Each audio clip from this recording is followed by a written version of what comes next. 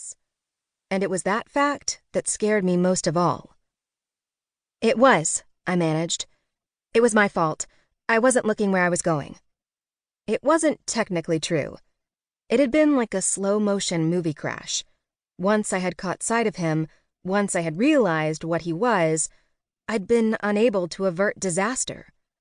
I could see him there, but my mind refused to believe it. So I just kept walking. I'm more worried about the depth of your coffee addiction. Can a human even drink that much caffeine and live? I wrinkled my brow, silent for a moment before I realized he was teasing me. The murderous creatures could joke? Years of resentment and pain bubbled under the surface, so close it made my skin itch. Yet, he seemed so normal. If it wasn't for those ears of his and that weird aura of confidence that so few could pull off, I wouldn't have even known he was a fairy in the first place. They weren't for me. I work at the studio, I managed, nodding my head in the direction of the headquarters, where right now my high-strung bosses were, no doubt, wondering what was taking me so long to deliver their next caffeine hit. They were not the kind of people that liked to wait, and as I was the lowest monkey on the Hollywood ladder, I was extremely expendable, a fact that I was reminded of on a daily basis. Cool. What do you do? He asked, shoving his hands in his pockets, seeming to have forgotten the aromatic liquid still dripping down him. I'm a gopher. He cocked his head. You're not like any gopher I've ever seen. I'd be very impressed to see a human turn into a small woodland creature. Not even most fairies could pull that off. I ran my fingers through my blonde ponytail, a nervous gesture from childhood. Is that another joke? The fairy chuckled. If you have to ask, it means it wasn't a very good one. Not gopher, go-fur, like go get stuff. I do random odd jobs. Coffee, errands, whatever punishment my boss can dream up for me. It's just for now. Everyone in the industry knew what a gopher was. The fact that he had to ask marked him as even more of an outsider. I want to do stunts, I blurted out. As soon as the words left my mouth, I wanted to swallow them. Why was I even telling him that? It wasn't as though I was embarrassed by my job. Plenty of stars started their Hollywood careers in much the same way. You're going to be a stunt woman? His green eyes widened and crinkled up at the edges. He seemed genuinely impressed.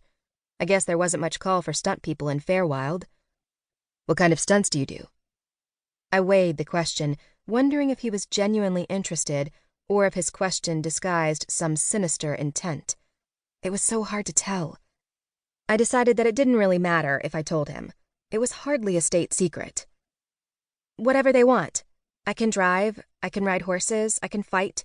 I'll do it all, I managed, though I still couldn't believe his curiosity was genuine.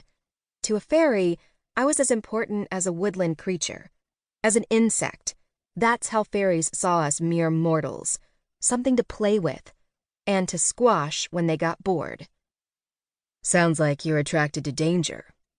A mischievous smile played across his handsome face, and warning bells rang in my mind. That's what I expected. That's what I needed to watch out for.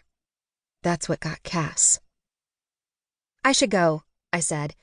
I need to place another order and get back to work. I'm really sorry about your clothes. I wasn't that sorry. His clothes looked expensive, perfectly tailored to fit his lean, muscled form. He probably had a leprechaun slave or something who could make him another set. Don't worry about it, he said. In fact, I can fix it right up. His hands were out of his pockets before I could protest, moving in an unnatural motion. My heart seized in my chest as his lips moved, mouthing strange nonsense syllables. He was doing magic. Every fiber within me told me to run, to flee from him and not look back. But I was rooted to the spot, fascinated and horrified in turn. I hadn't been around magic for 2 years. Not since Cassandra and her coven were playing around in the attic with candles and runes. Since she started sneaking out to meet some guy, a guy who happened to have glowing golden eyes and pointed ears. Since she disappeared into the field behind our ranch with him and never came back. At the thought of my older sister, my heart